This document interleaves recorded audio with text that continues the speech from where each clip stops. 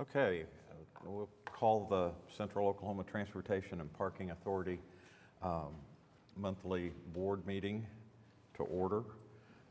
There are no items from the chairman. Are there any residents to be heard?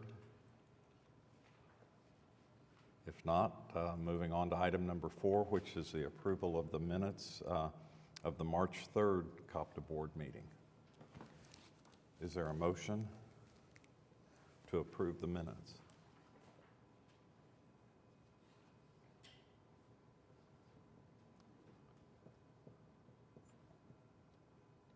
Electronically, we're moving slow this morning, but it's been moved and it's been seconded. So all in favor or vote electronically.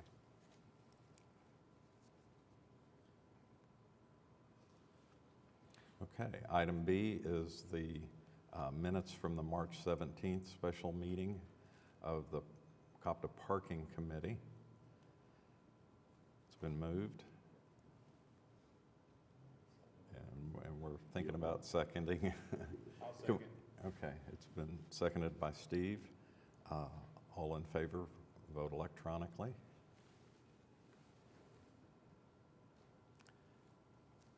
Motion passes. Item C is the minutes of the March 24th, 2023 special meeting of the COPTA Transportation Committee. It's been moved. And second by? I'll second. Okay, second by Robert. Somebody stepped up. Okay. If you will vote electronically.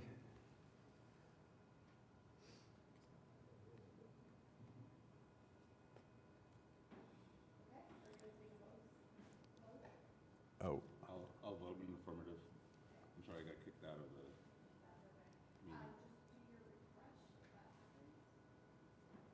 You can hit the refresh up at the top left. okay. Okay, he's voted. Mhm. Do we see a motion passes? It went away, so I assume motion passes. Okay. Item 5 is our consent docket. There are 6 items on the consent docket, and Jason asked on item E for some additional discussion, and then I asked for a clarification on item F. So do you want to take care of those now? Sure, yes, be glad to. We have Alex Fedak, the city's controller. Alex oversees our accounting department, and he's here to talk a little bit about that ADP item. Item E, yes, sir. Good morning. Alex Fedak, Controller, Accounting Services. I just wanted to give you a little background on why we're asking for approval on the authorization form.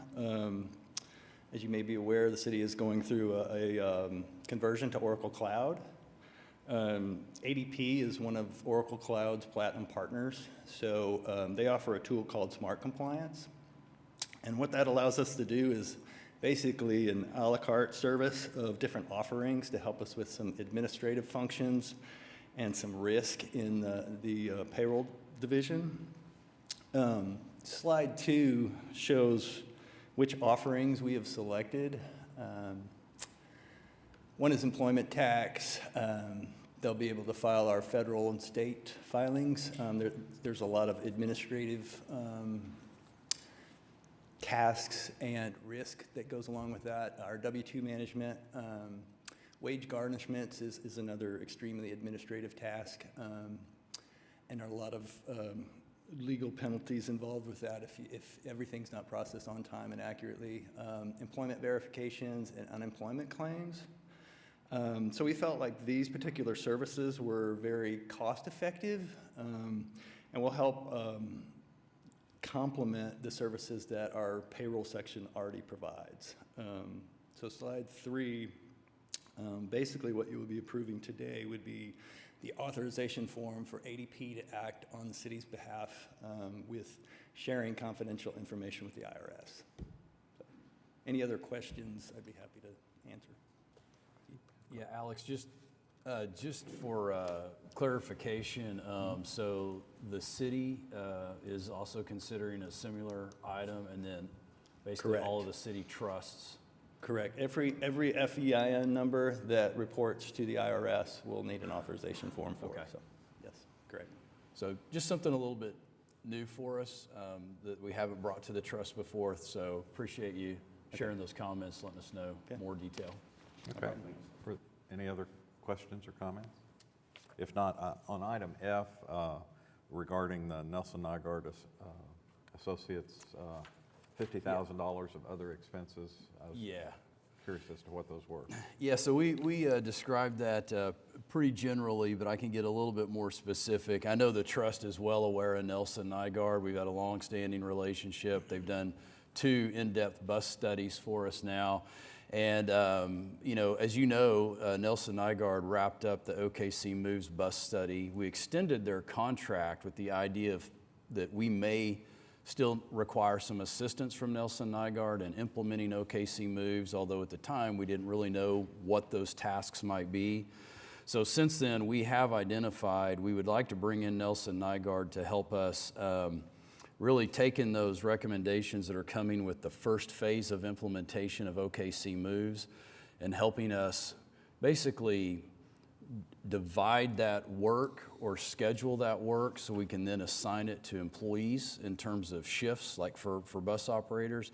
It's pretty complicated process, and we believe by using a consultant service to help us at least with that first round, we may be able to gain some efficiencies that we just as staff wouldn't maybe recognize right away. I mean, they do it all the time. And so we're asking for Nelson Nygaard specifically to come in and help us with that run cut, that's what we call it. And we're estimating a cost of about $15,000 for this one specific task. We are asking the board to increase the contract by $50,000, although we only anticipate spending $15,000, just so we have some flexibility in case something else comes up. And that's also part of the reason why we kept the terminology so general. But again, to your question, Vice Chairman, we'll specifically at this point in time ask them to do run cutting services for an estimated cost around $15,000. Okay, thank you. So we have then the consent docket items. It's been moved. I'll second it. Seconded by Brent. So please vote electronically. Okay. And I don't know where I am. Switch it back off. Oh, yeah. Computer. Yep. Yeah. Thank you. Just everything moves slow. Okay, electronically. Voting. Motion passes. Okay. Moving on down to items for individual consideration. The first item, A, is a request for proposal to purchase 25 40-foot CNG transit buses and authorize the administrator to advertise the request for proposals at an estimated cost of $15 million. Jason? So this will be the first step of several that we'll bring to the trust in terms of setting up our procurement for our next round of replacement fixed route buses. So as you know, we'll generally issue an RFP, award a contract. That contract's approximately 5 years in length. And so the current contract we have for purchasing replacement fixed route buses has expired. So we're asking the trust to allow us to issue a new RFP, go back out to the market, and have different bus manufacturers submit proposals on the costs of replacement buses for the next 5 years. Our estimated cost here is $15 million. We are anticipating that allowing us to purchase around 25 buses, although we also recognize, some price fluctuations in the market with just about everything that we're purchasing right now. In addition to the 25 we're asking the proposers to submit on, we're also including the option for 25 additional buses. So in total, with a contract through this RFP process, we'd be able to purchase up to 50 buses. And that really sets us up for our bus replacement plan over the next 5 years and then any potential additional buses that might come as one of the MAPS 4 initiatives for fleet enhancement. So I think it puts us in a good position on that. I did want to just give really some credit to our procurement staff for putting the RFP together. We're kind of one step in the process, but the bus procurements that we do are sometimes some of the most complicated procurements that we, at least as a department, do. It involves people all the way from operations to maintenance, and then our procurement team coordinates all that. So I just wanted to make sure I pointed that out while I had an opportunity. So with approval of this item, we will issue the RFP. It'll be advertised in April 12th and 19th, and hopefully we'll receive proposals by the proposed deadline of May 24th. Okay, are there any questions or comments? Second. So it's been moved and seconded. All, please vote electronically.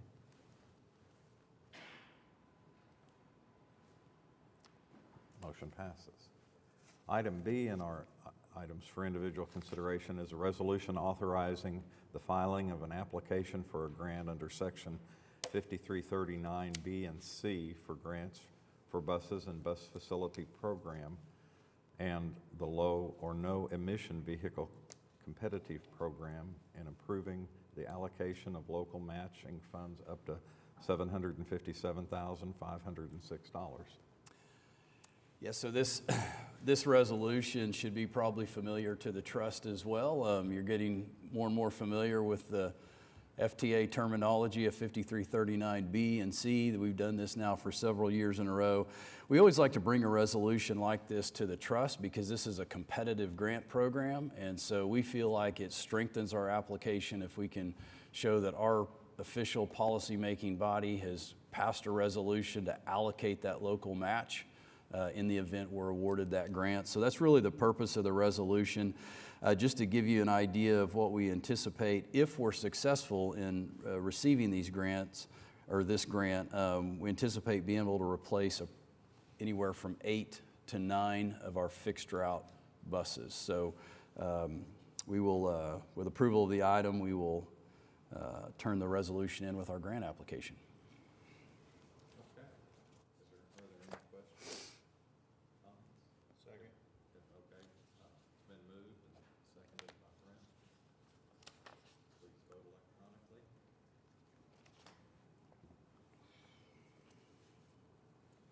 Item B passes.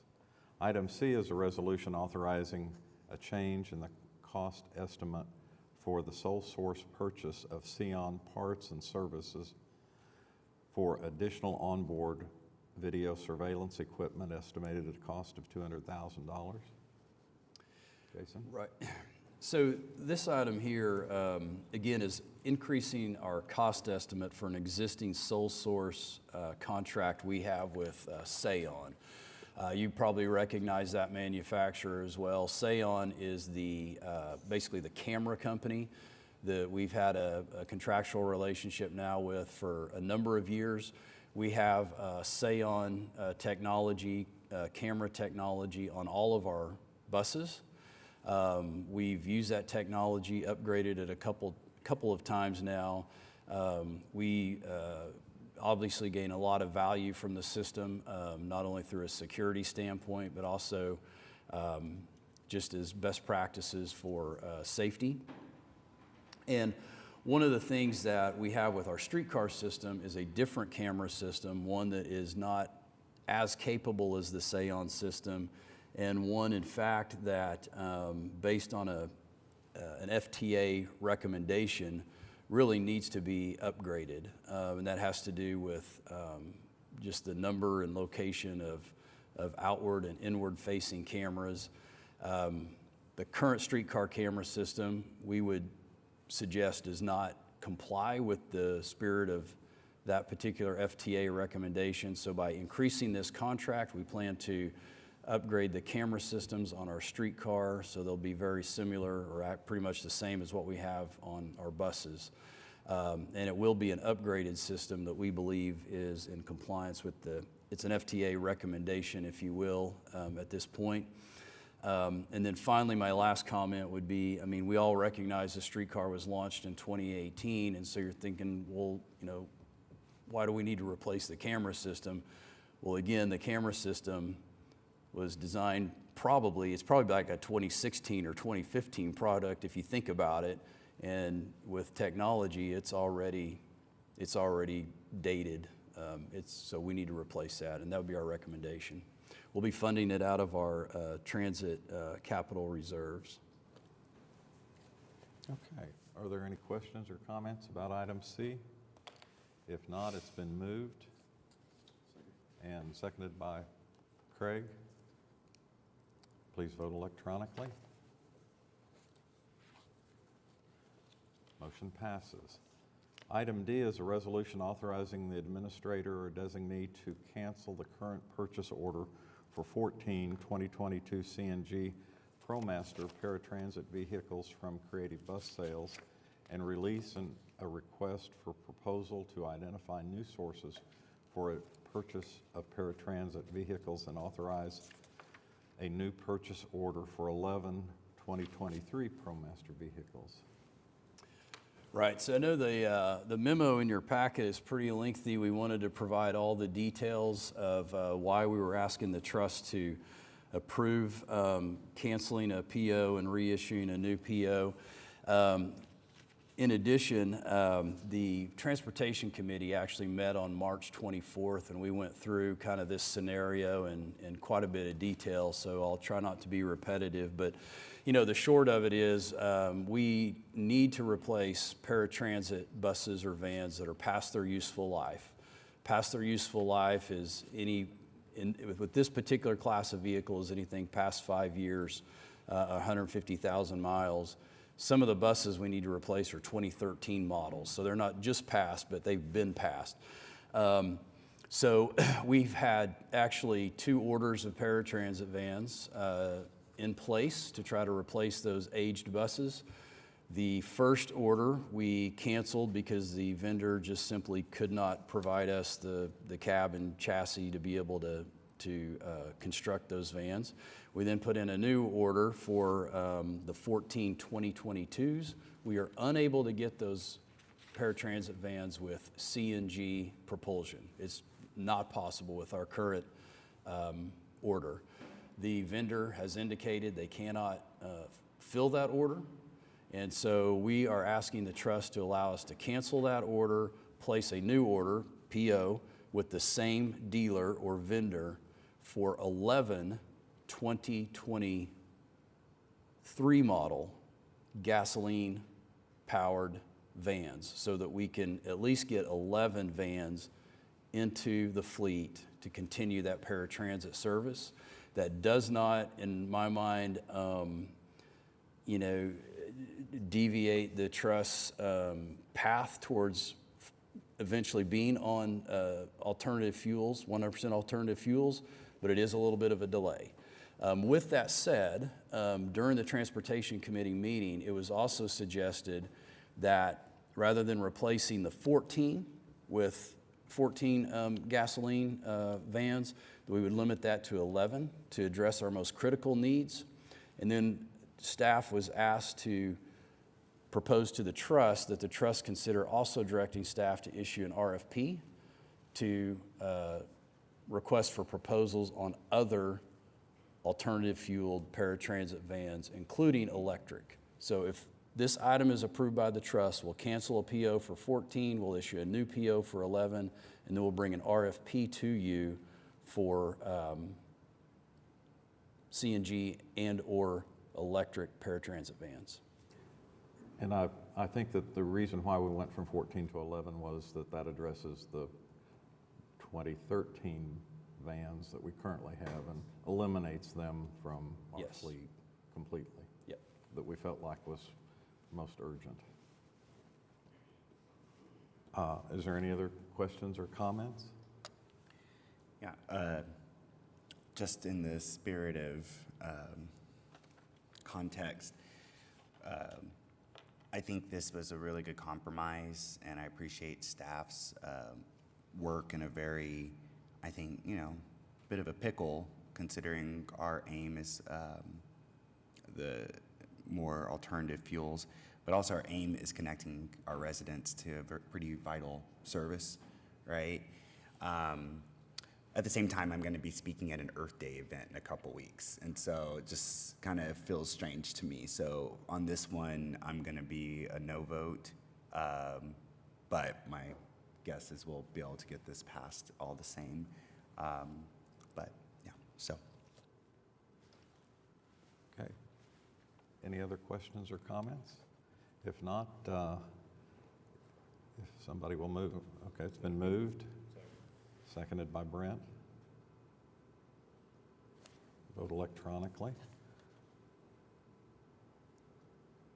I vote aye. There you go, he just came up. Okay, the motion passes. Okay, item E is a public hearing regarding the proposed fare and fee schedule for transit parking and administrative services, including the new fare for the rapid bus transit. So we will open the public hearing portion of this. Sorry. I'll make a few comments first, if that's okay. Try to be quick. So just as a very quick recap of how we got here, in 2021 and 2022, staff conducted OKC Moves bus study, like Jason mentioned, with Nelson Nygaard. The board received that final report in March of 2022. And then in February of this year, we gave a presentation to the board going through our public involvement process and the service changes that we're moving forward with to help implement those changes. Those changes with the goal to launch Northwest Rapid BRT line, make some changes to other routes to improve on-time performance and increase ridership, and as well as public involvement plan to get feedback on those proposals. So as part of that process, we held 5 community meetings at different locations in our service area at facilities that were ADA accessible and located along a bus route. We had close to 50 people attend those meetings, which was really great. Lots of good discussion, lots of good questions. We had also had 11 pop-up events that were really successful. I want to give a shout out to Cody Boyd. Back there, he was at every community meeting. He was at every pop-up event. He helped create the content that was presented at those community meetings, and he was a huge help, so thanks to him. We had contact with around 80 individuals as part of that pop-up event outreach, and we were encouraging people to provide us comments.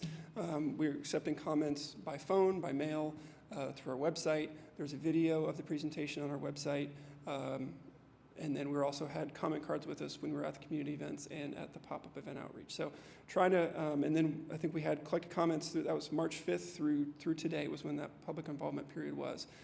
And so today is the final step in that process. Up to today, I think we've received 60 comments that we've logged in our system. And then after today, staff will go through all those comments. We'll categorize those and process them and see if we need to make any adjustments to our proposal based on the feedback that we received from our customers and our residents. And then hopefully next month, we'll come back to you with a final proposal to approve a list of service changes for you to formally approve next month. So today is just the hearing, providing people the opportunity to speak to you directly about these changes if they were not able to attend a previous meeting or if they just wanted to speak to you directly. So the process is that we had some, I think we had a couple people sign up outside here. If you could, just for anyone that does want to speak, tell us your name, your address, and then you're limited to 3 minutes to talk about these changes. And so the hearings, we're going to have one for the service changes and one for the fare changes. The fare changes, we discussed at a finance committee meeting previously. We are proposing to keep the BRT fare the same as the fixed route fare and make service free for individuals 18 and under. And I believe the schedule and fees was included in your agenda as an attachment. And then the service changes, again, we've discussed previously in the OKC Moves plan and in the February board meeting. So unless there's questions from you all, we'll give anyone the opportunity to speak to you that wishes to. So clarification, so look, so Chip just provided background for the 2 public hearings that we're having, but Vice Chairman, as you had mentioned, we'll have a public hearing now for Okay. item E, and then another public hearing for item F. Okay, so this is the public hearing for the fare and fee schedule changes. Yes. And if there's anybody that would like to come forward who, I don't know whether Heather Hancock would like to speak on that or just talk on the OKC Moves service changes. Or if you have comments on both of items. Would you want to come forward now?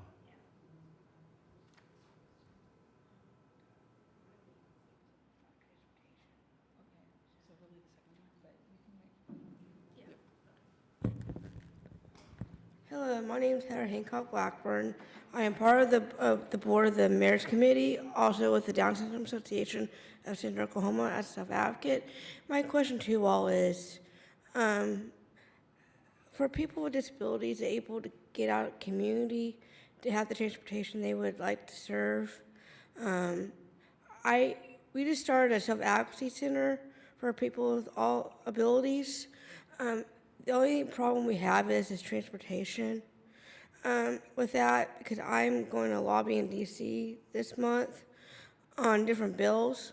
So my question is, like, how can we be that sustainable to have Embark or Cinder Ride or other these transportation for us, as me, as well as my other self-advocates, able to get out in the community and able to have those transportation to get them places where they need to be. Oh, okay, it was kind of put as a question to us. I don't know whether anybody has any comments about about her. I mean, we do, I heard you mention lobbying, I Yeah. think. So, you know, we do work with the legislature, both state and federal, as a transit agency. Right. And so, I mean, I'd be happy to visit with you after the meeting. Okay. Maybe a phone call or something, just learn a little bit more about, you know, what the priorities are. Right. And I think if there's opportunities to you know, team up or be aligned on some things, we'd like to. Right. You can talk to me, or you can talk to my secretary director from our Down syndrome group, because I think they provide. I remember they did like a safety skills for us to learn how to drive, but I'm not that capable of doing that yet since I'm diabetic. Sure. So, because I'm not able to drive, so that's why we did these safety tips to teach us to learn how to drive in the community. But some of them can, some of them can't. So that's why we need the help and support to have that transportation for us able to get where we need to go. Okay. Yeah, we, kind of a technical thing, we usually just receive comments during a public hearing, so I'll keep my conversation short Okay. for consistency. But I just want to ask you a quick question. Did you put your phone Yeah. number on so we have a way of reaching you? Okay. No, it's not on here. Okay. So if we could get that information. Just so we can follow up and contact. Okay. And I'll also give you my secretary director's her number, and you can contact her. Her name is Sarah Soul. Okay. From our Down Syndrome Association of Central Oklahoma, and she'll be happy to get with you to talk about all the issues that we're having with that. Thank you. Okay, we appreciate your comments. Are there any other people that would like to participate with the public hearing on the fare and fee schedule? If not, we'll go ahead and move. We don't need a motion on the public hearings. We're just going to move on to item F, which is the OKC Moves proposed service changes to schedules on our bus routes, modification of routes, establishment of a route for the Rapid Northwest, Bus Rapid Transit. Are there any comments or any citizens who would like to take part in this public hearing? Okay, well, we thank you. we'll go ahead and move on from the public hearing portion into item G, which is to authorize and direct the municipal councilor to prepare and file any and all necessary paperwork to effectuate the settlement on behalf of COPTA without admitting liability in a claim of Rodney Drew, and/or to enter into executive session to discuss the same thing. Is there a motion to enter into executive session? I'll make the motion. Second. Okay, it's been moved and seconded. So, individual votes? Aye. Yes. Yes. Yes. Yes. Okay. We will move into executive session at the heel of the docket. So we will move on to item 7, which is ratification of claims and payroll for a period of March 7th through March 28th of 2023. Is there a motion to ratify these items? Second. It's been moved and seconded by Craig Freeman, and please vote electronically.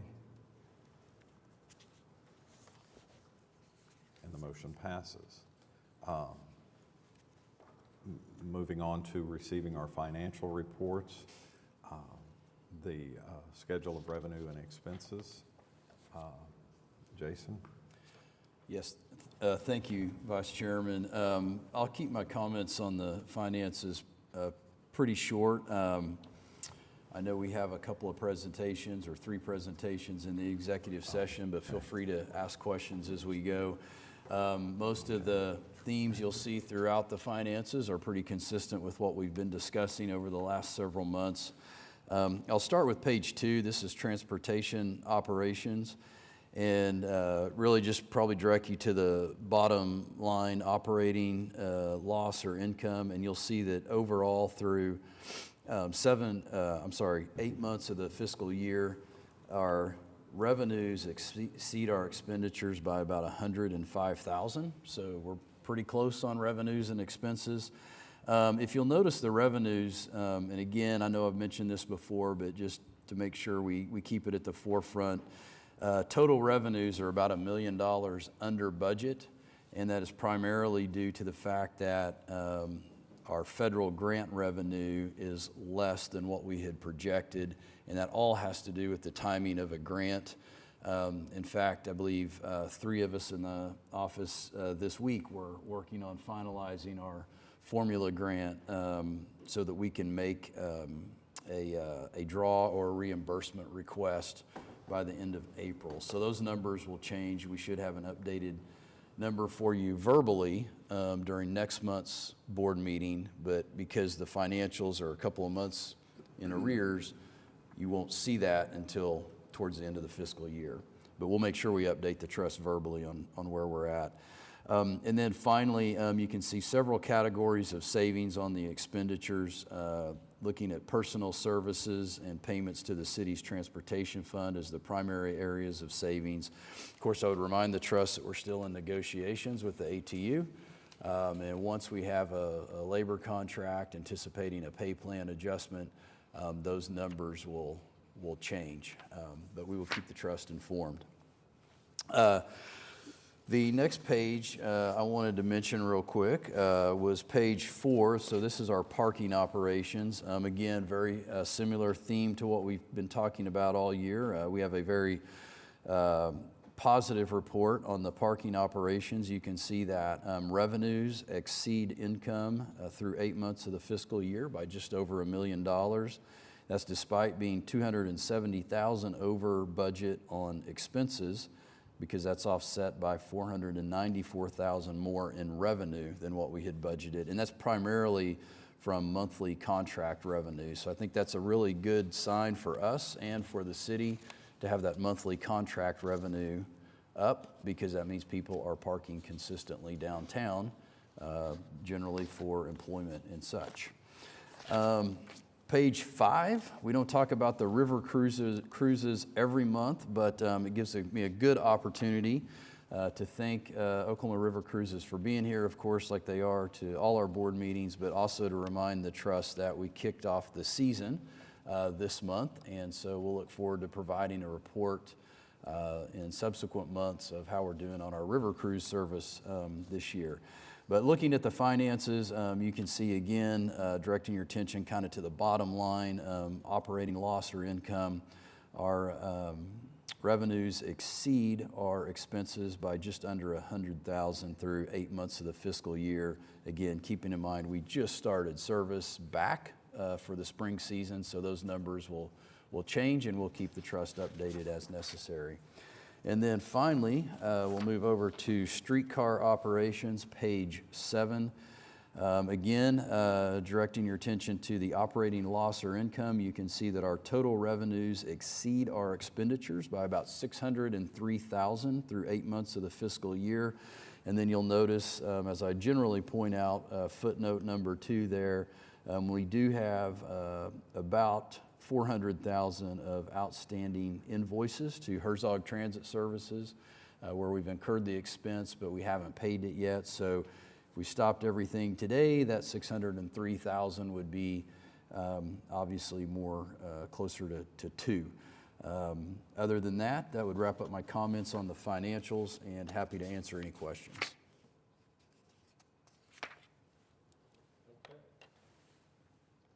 Is there a motion to receive our financial reports for February 28th? So it's been moved and seconded. Please vote electronically. Motion passes. Okay, moving into our program reports. Item A is a presentation of the Bus Rapid Transit update. I want you to know on my way down here this morning, I saw a bus rapid vehicle out practicing coming up against those concrete curbs. Yeah, exactly. Well, good morning, Chair. Yeah, he didn't hit it. He didn't hit it very hard. All right, so we'll be, it's funny you mentioned that, so that's my very first slide. So we'll be providing an update on the the Rapid Northwest. And, you know, in the past, most of my presentations have been focused on the construction of the project. Well, as we're getting closer to launching our service, obviously our operations and training and things like that are starting to ramp up. So provide an update on that also. So exactly what you talked about. So we are starting our operator familiarization. So this is a photo of us doing that on our yard or our grid there at South May. So we start there, right? So we want to make sure that our operators are familiar with what it's actually going to be like driving the Northwest Rapid bus, as it is slightly different, like you mentioned. So our platforms are raised, and so it's a little different than what everyone's used to. So we start off there in the grid. Our maintenance department built this mock rapid platform. So we practice there in the grid, and then we move out onto the street again, just familiarization for our operators and performing that operation. So I just like this picture here. It's pretty cool. And also, we do everything in rain or shine. So our next slide here is, again, focusing on getting ready for launching the service. So we're providing our buses and getting them out into the community more and more, so people are more familiar with the service, again, bringing the attention to the service that we're doing. This is an example of that. So the Municipal Leadership Group, we provided an update to that group, and part of that was transporting the group through all of our different services, right? So we used our rapid transit buses to provide that shuttle service. So essentially taking them to our river cruises, taking them to the streetcar services, taking the group to South May, and letting everyone be familiar with the services that we provide. Our next slide here, so I wanted to draw attention to this a little bit. This is a little bit outside of the rapid transit, but it's really talking about how we're going to integrate the rapid into our services, right? So a few months ago, you guys approved a contract to provide some remodel services at our transit center. And so this slide is an example of what the lighting looks like at around midnight at our transit services prior to the upgrades. So this is what it looks like without the lighting upgrade. And then this photo here is what it looks like with the lighting upgrade. So you can see just the significant improvement that we've got there. Again, this is all about, making improvements to our system, bringing it up to that world class that we anticipate. And with the launch of the Rapid Transit, we want to make sure that we're doing that system-wide. So update on our vehicles. So we still have 3 vehicles not currently in Oklahoma City. We've got bus 2221 and 2222. That'll be entering line entry this month, and then we anticipate those being in Oklahoma City around the end of June, early July.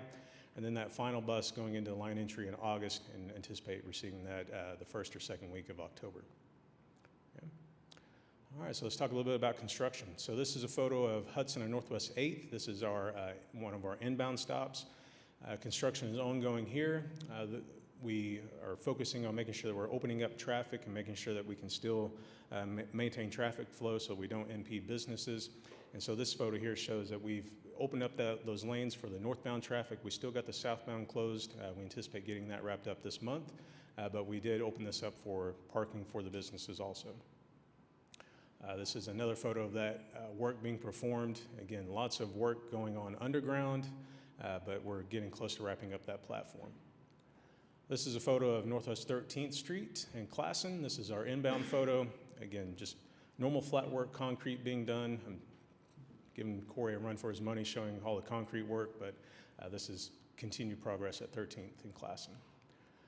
We began work at Northwest Expressway in Blackwelder. Again, these are those larger stops, so it'll help us with our interlining with our existing, or with the COA changes that we're going to be doing.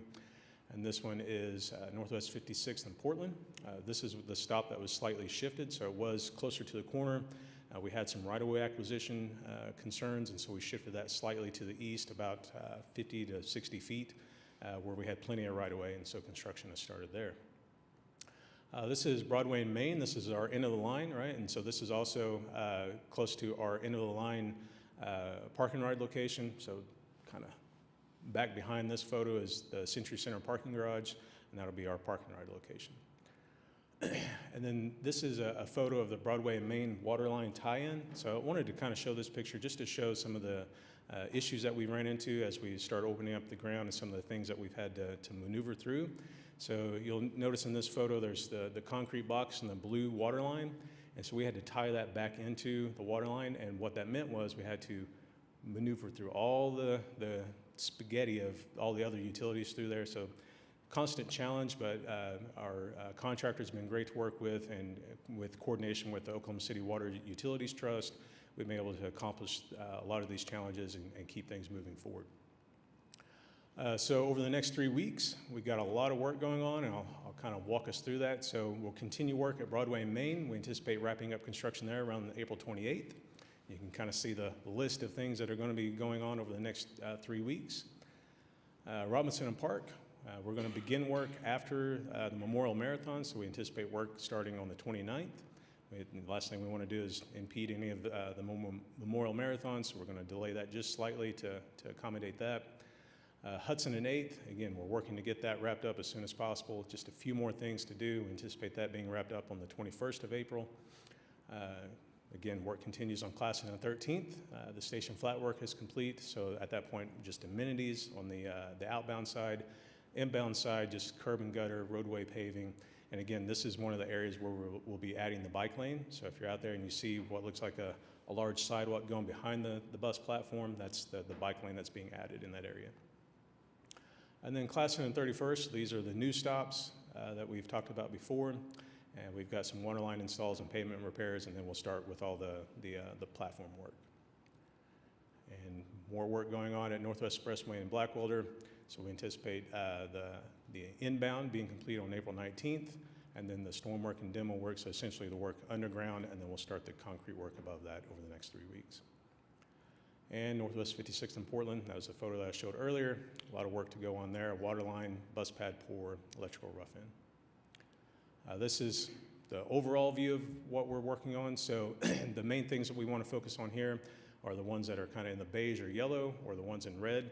So the ones in beige are the ones that we're started work on, that are part of the change order amendment number 4 that we anticipate bringing to the board next month. And then the ones in red are the ones that we've been working with the right-of-way acquisition. So update on those. Our commissioners have been contacted, and we anticipate those commissioners taking a look at the properties so we can continue forward with that right-of-way acquisition. And finally, just a percentage of work that's complete. I won't focus on the top three, we'll focus on the total overall. We're about 35% complete with the project. Again, that's mostly been the flat work. Once we get above ground, we'll be able to really speed up the process, and you'll see this number start to progress pretty quickly. And that is the 24 slides quickly. Okay, are there any questions or comments? Thanks for the presentation and the work. Which commissioners? Is it the corporation commission? I don't understand that. It's the right-of-way, the state commissioners that come in. They essentially come in and assign a value to the right-of-way so that we can procure that right-of-way. Both commissioners. Yeah. Go ahead. No, it's when we, I'm sorry. Like when we go in and do a right-of-way acquisition like this, and are we using condemnation on this one? Yep. Through condemnation, that if you don't agree on a price, there's a group that's set up to be commissioners to kind of be, it's to allow for a process of due process for those that are losing their property, and so that they can agree on a price. Okay, that's helpful. I didn't know. Yep. That's wonderful. Okay, well, it's not wonderful, but Are any of these changes or causing delays that are putting you behind schedule on what you anticipate doing? for the Sure. So fall we've opening? yeah. So I'll address that. So we have seen some delays, right? So like any construction project, whenever you're dealing with anything below ground, there's usually surprises. We've seen some delays.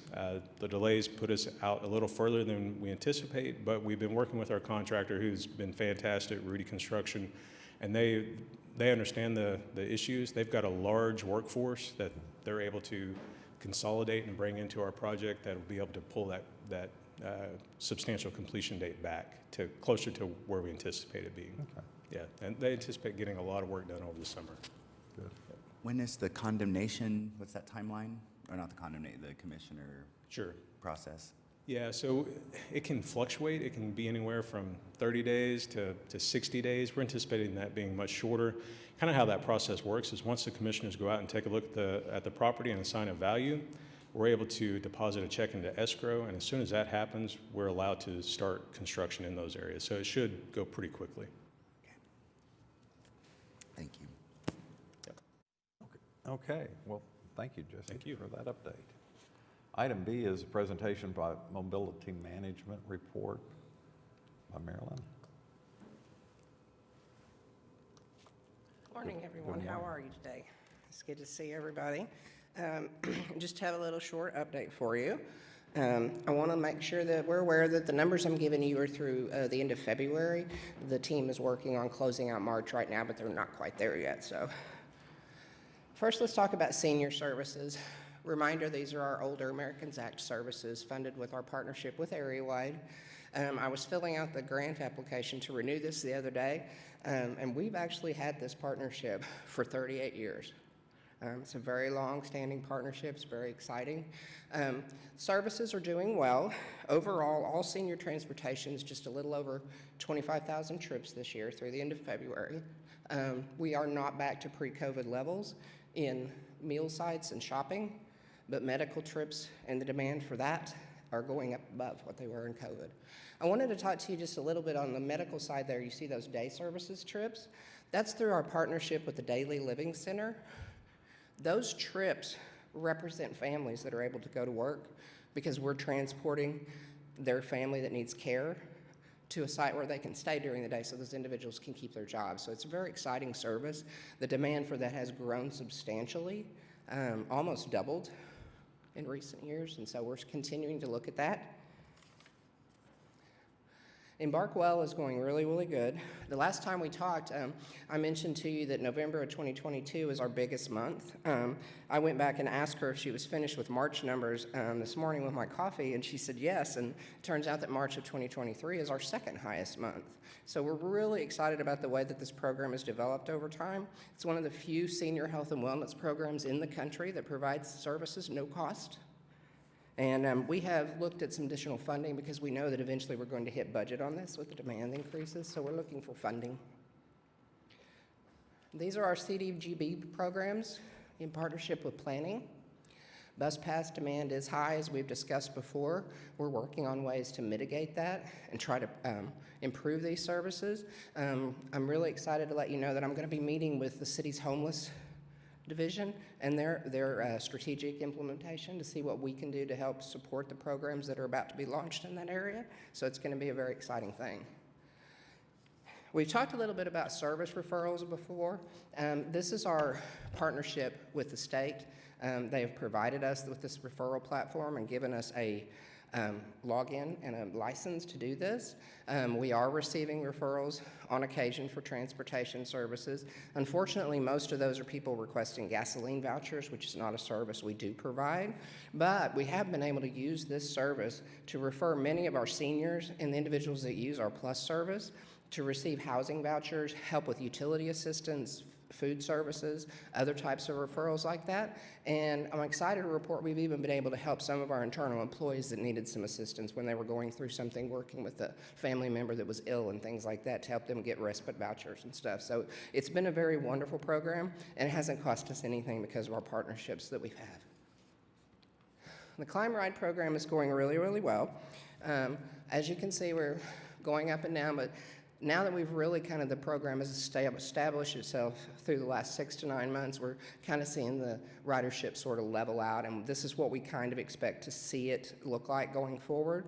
I will want you to take a look at the fact that in Oklahoma County, there are 1,100 active child welfare cases. We are only working with 50 of those cases because that is the bandwidth of the funding that we have available to us. We try to work closely with the caseworkers to ensure the ones that are getting Climb Ride services are truly the ones that have a transportation barrier. And so it's worked out very, very well. We just did an update with caseworkers. Out of all of the cases that we've closed at our 63% reunification rate, we still have not had a single family come back through the system. We do this with the Science of Hope out of the Schusterman Center at OU Tulsa. The Hope of Science works. It really does. It helps these people learn about goal setting, about planning for the future, and about how to get where they're going. Palomar is going very well. You can see there has been quite a bit of an intake. I actually talked to Palomar about July 2022 because we did see a huge increase there. There's been a huge increase in domestic violence incidents, and it continues to go up since COVID. So we're really proud to be able to sit there and support this service and this effort. I'm also excited to let you know that Kim Garrett, she's the Chief Innovation Officer for Palomar. She's going to be the keynote speaker when the Community Transportation Association of America comes in May for their Mobility Management Forum to talk about partnership development and how important it is to have those partnerships with agencies across the city to truly make a difference. So we talked about this last time, so I'm not going to go into a lot of detail. My next presentation, I'm going to be really excited to talk to you about some new partnerships that we're working on right now. We're going to be bringing our software RFP to you pretty soon, and we're looking at ways to expand well going forward. We've had a lot of demand. Right now it's 60 and over. We have a lot of seniors or older people, 40 to 50, who are not driving for various reasons that would like to use well. And so we're just looking for a funding opportunity that will allow us to do that. We talked about our software. I'm not going to go into a whole lot of detail with this because I do plan to do that when we bring the RFP back and kind of let you know really what we're hoping to accomplish with our software. I just want to leave you with this. Our software is going to be able to make us more efficient. It's going to help us hit those roadblocks and close more of those gaps. Much like what Heather was talking about, having a new software is going to make us more efficient. Therefore, we'll be able to provide more trips. So we're very, very excited about that. And with that, that is all I have for you today. Okay, are there questions or comments? I'm glad you mentioned the homelessness, Dr. Dillon, because someone from CSU Youth Services reached out, and I don't know when the last time is we updated with them in terms of their transportation needs. We work with them. They're part of our CDGB Bus Pass program. Mm-hmm. Yeah. One of the things that we would really like to do in long term, since one of the reasons why I reached out to the City Hall to discuss the homelessness issue, is to look at that program. We haven't updated it in many, many years. It's always just been a pass-through bus pass program. I want us to take a look at it holistically. Are we using that money in the best possible way to solve this problem? Or are we just putting a Band-Aid on it? And that's kind of the discussions that Lindsay Cates from the city manager's office and I have had up to this point. So I'd really like, I'm excited that she's willing to let me sit at the table with her and have a discussion about how we can support that effort so that we're moving the needle on the outcome and not just putting a Band-Aid on the problem. So the folk who reached out, I love it. The folk who reached out to me from CSU, should I just connect them with maybe you and Lindsay together in an email? Is that maybe the best? No, I'll reach out to her. If she's contacting you, I've got her email address, and so I will definitely get a meeting on the calendar to see what Well, we it can was do. a young man who is doing some volunteer work with their board who reached out to me. So that was kind of the last I heard. He was asking just where we are now. It's Joshua Harris Till, actually, who's done a lot of work with the mayor's law enforcement task force and stuff, and now he's volunteering with CSU. So I don't know, maybe I should reach out to Rachel, their executive director, and connect you all. Yeah, well, I'll definitely connect with you, and I'll follow up with you and let you know what we find out. Thank you. Thank you. Y'all have a wonderful weekend. Okay, thank you, Marilyn. Moving on to item C is presentation of the parking services report by Corey. Good morning. The word concrete is not in my presentation in any way today. Security. We've recently enhanced our security. Can you go to the next slide, please? We recently expanded our security from 12 hours per 24-hour shift to 24. We've already seen a reduction in some unhoused due to the proactive approach, reduced vandalism, an enhanced sense of security, cleaner facilities. While we have not received any positive customer appreciations, those are typically rare in my business, but the calls regarding those other things have dropped off completely. So thank you for the support on allowing us to increase security. Some statistics that I pulled through for this fiscal year. We've had 242,000 customers served, over almost 1.5 million transactions completed. Need a comment on transactions. When a monthly customer goes into the garage, that's counted as a transaction along with the exit. We track that so that I can better keep informed the board on equipment and the uses of equipment. 3.8 million hours purchased, so to speak, where the statistic on that comes from. When I entered into the garage this morning, the clock started. When I leave, the clock ends. Same thing for our transient or hour customers. Event customers can be excluded from that number because we typically capture the in, but we don't capture the out. So the number is significantly higher than that. We chose not to go in and make guesstimations on that. Our overall equipment uptime, which includes every single parking gate, everything but lights, elevators, everything. We have an uptime of 83.5% so far this fiscal year. While we strive for a 96.5%, we have had difficulty keeping parts in stock. And I would like to note that when an elevator goes down, while it might be for a few hours and typically is, we factor that in as a loss of an entire day or a 24-hour period of time. When a coin acceptor on a machine fails, we mark that entire device as out of operation until it gets fixed. So it's really rosier than what it appears, but we do strive for that.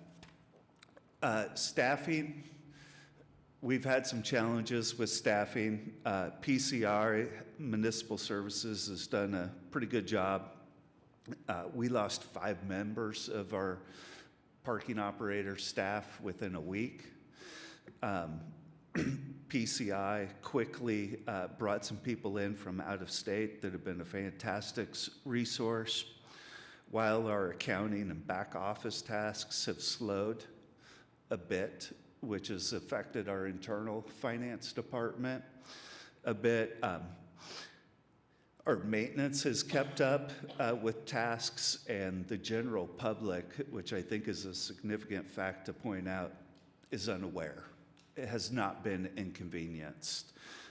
So really appreciate the folks that have flown in to help us while some staffing gets adjusted.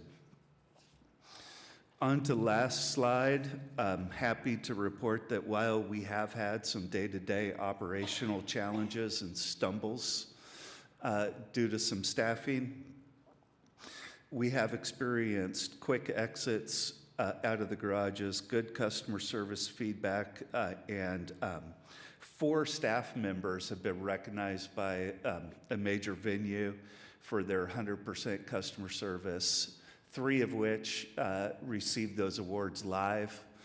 The 4th chose not to. Here we have Malaya receiving her award, and then we have Patrick Williams, and then Cecil accepting his award. So that's my presentation. If there's any questions, love to answer them. Okay, thank you. Are there any questions or comments about parking? Thank you, Corey. Thanks. Okay. We need a motion to receive our financial reports.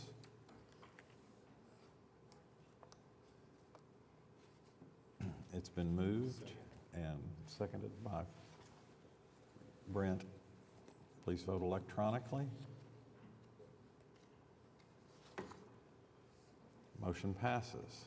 So we will go ahead and move into our executive session portion of this and then return after that. So thank you.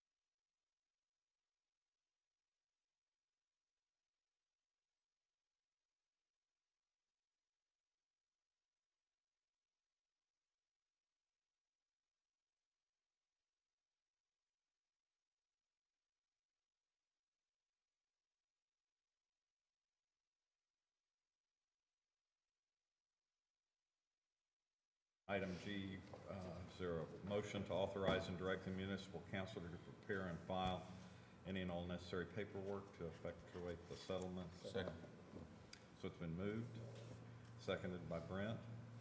Please vote electronically.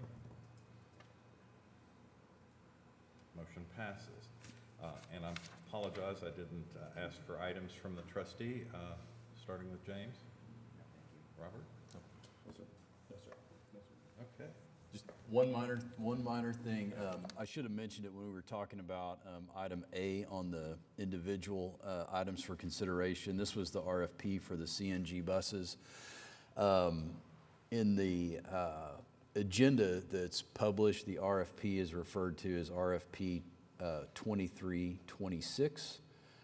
The correct RFP number is 23-16. That's in the memo, but I just wanted to point out that Scrivener's error between the agenda and the memo, and we'll get that fixed up. But thank you.